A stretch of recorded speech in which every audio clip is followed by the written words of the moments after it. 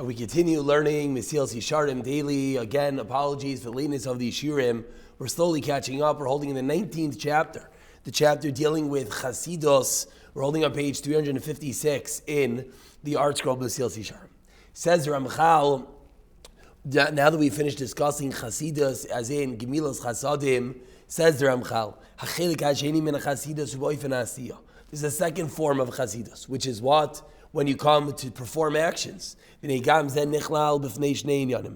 also is subdivided into two categories. But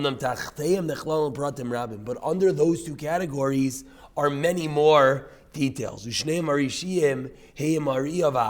What are the two basic subdivisions of the asiyah, of the actions in Chasidus?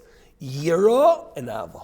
That you're doing things out of fear and love of Hashem. Shnei amudei avodah hamitis, two pillars of avodah hamitis, genuine service of Hashem. Shezulasam loitikon klal.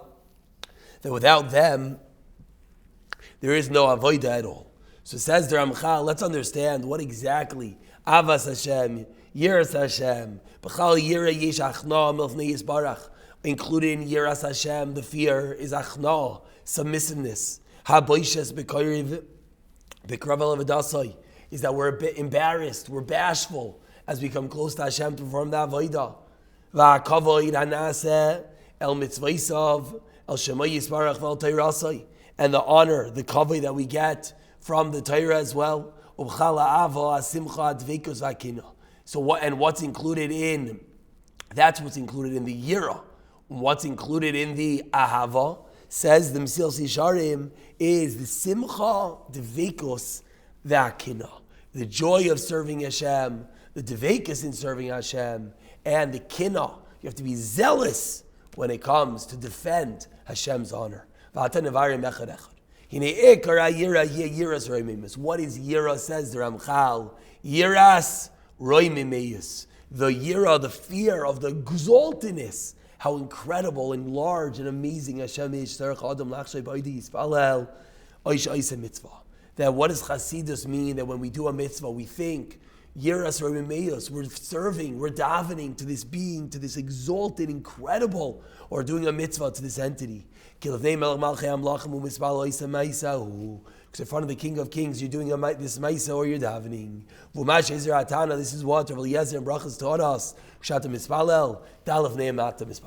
When you daven, what does it mean to be to know who you're davening from? Not just that you're davening to Hashem. That you're davening to the Melech Malchei Amlachim, to this entity of Roimimos, this entity that is larger than life. And we conclude today's shir with one more paragraph. Says the Ramchal,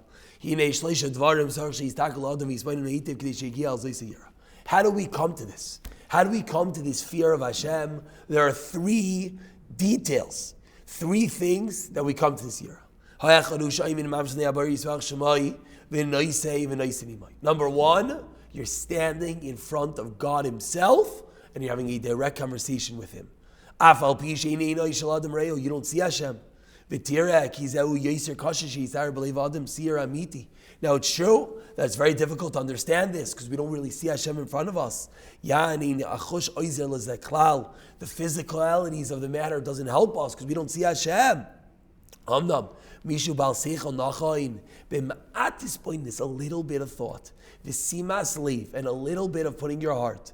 Yuchal likboya believa, you can put into your heart amitas adavar, the truth of the matter. That what echu ba v'noisei is a conversation. That tefillah is not we're just throwing words up to heaven. We're having a conversation mamish imo yisparach with the entity right in front of us, Hashem. For Him we beseech, and from Him we implore. And He listens and pays attention to each and every one of our words. Just like when you have a conversation with your friend, you talk to your friend listens. So too is tefillah. If it sounds familiar, this last paragraph, anyone who's learned Sharim but tefillah, he's quoted this. Excuse me, we'll pick up from here in the next year.